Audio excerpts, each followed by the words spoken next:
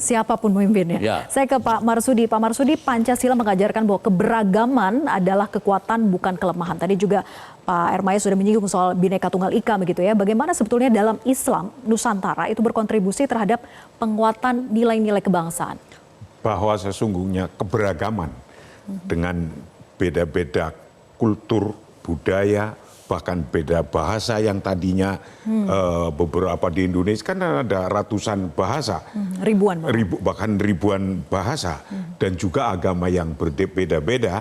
Dalam konteks agama telah mengajarkan begini. Ketika Rasulullah membangun satu bangsa, Madinah namanya, itu di Madinah itu agamanya berbeda-beda. Ada yang Islam. Islam saja ada dua golongan, ada yang muhajirin, ada ansor. Tapi ada juga Nasrani, ada Yahudi, ada Majusi. Nah, seluruh agama yang ada di situ kemudian diikat dalam satu undang-undang. Itu bunyi undang-undangnya begini. Waman lahiqa bihim wajahada ma'hum innahum ummatun wahidah. Barang siapa yang sudah sepakat bersama-sama membangun satu bangsa, betapapun beda agamanya, beda keyakinannya, atau bahkan beda culture, budaya, suku bangsanya berbeda, tapi sudah sepakat, waman lahiqa bihim, wajahada ma'hum, dan mau bersama-sama berjuang untuk membangun bangsa ini, berjuang bersama. Waman lahiqa bihim wajahada ma'hum innahum ummatun wahidah. Betapapun berbeda-beda itu disebut tetap ummatun wahidah, bangsa yang satu. Jadi kita orang yang agamanya makin kuat mestinya berbangsa bernegara ini makin menyatu. Jika masih ada yang kurang-kurang, bukan melihat dari sisi perbedaannya ya, gitu ya. Jika masih ada yang kurang-kurang, tidak terlalu pesimis amat seperti ungkapan Pak Jenderal pertama kali tadi. Tapi mari kita bangun saja, karena negara itu membangun. Intinya bernegara membangun. Adanya kayak apa, kondisinya kayak apa, ya dibetulin gitu.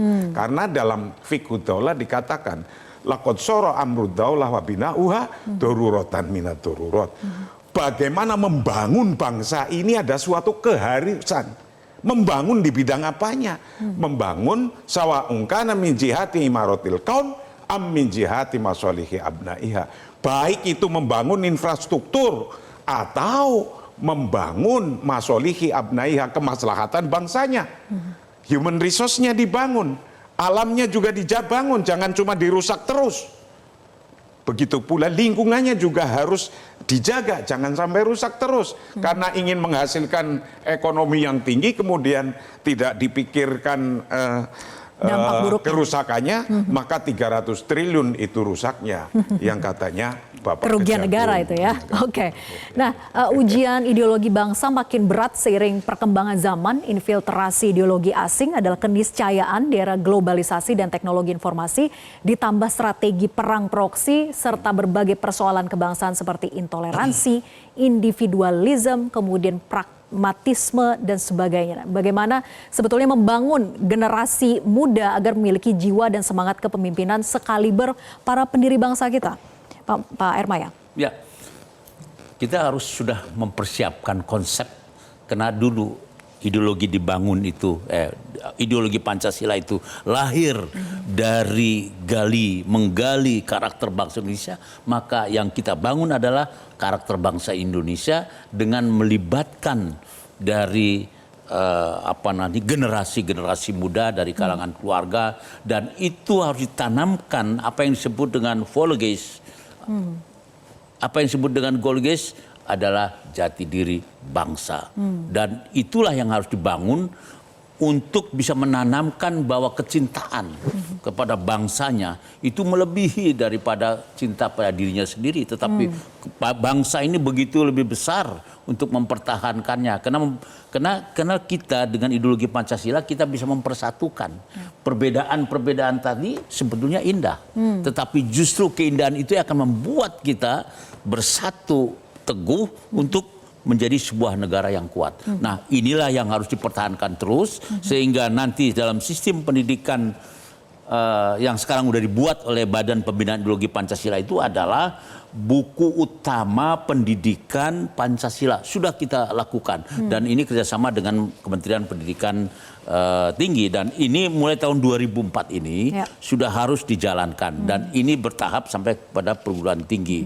Nah, tapi tidak itu semata yang harus kita bangun adalah bagaimana sikap perilaku daripada pemimpin yang sekarang, daripada bagaimana sistem pendidikannya juga harus dirubah sehingga tidak hanya dalam pemberian mata pelajaran pendidikan Pancasilanya saja, tetapi semua mata kuliah atau mata pelajaran itu harus mengandung nilai-nilai Pancasila.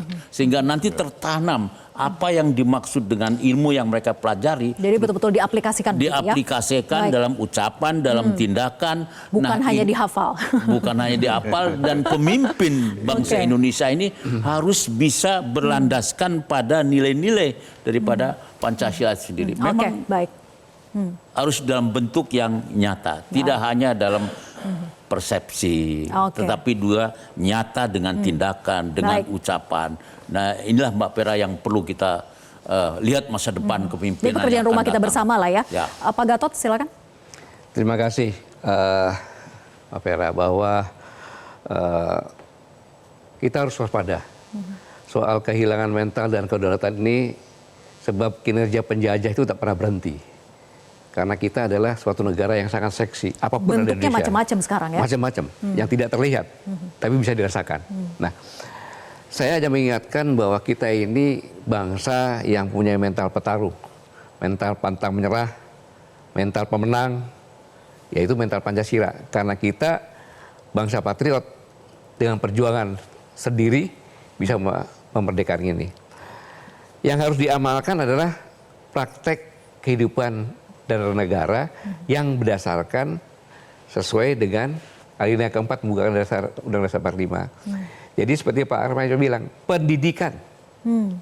Kuncinya di situ. Pendidikan. Tapi pendidikan harus kembali lagi ke pendidikan yang tidak melupakan akar budaya. Karena Pancasila itu kalau boleh dipelajari, itu bisa ratusan tahun, ribuan tahun. Intisarinya itu. Etika tidak ada, kewarganegaraan nggak ada, bahasa nggak ada. Padahal bahasa dikatakan tadi Pak Yai tadi, itu dari ribuan bahasa bisa disatukan dengan bahasa Indonesia. Dan kemudian ada yang mengatakan, sekarang yang sedih, masa universitas itu tertier? Itu kan kepentingan untuk mencerdaskan kehidupan bangsa. Kalau namanya pakai study loan, meminjam uang ke bank, bukan solusi. Tapi kita punya harapan, ketika Pak Prabowo promosi, berkampanye, sekolah gratis, saya mahasiswa gratis, itu yang harus kita tuntut. Tuntut itu janjinya ya? Ya, karena itu adalah sesuai dengan perintah yang tercantum dalam pembukaan Undang-Undang Dasar 1945. Mencerdaskan kehidupan bangsa.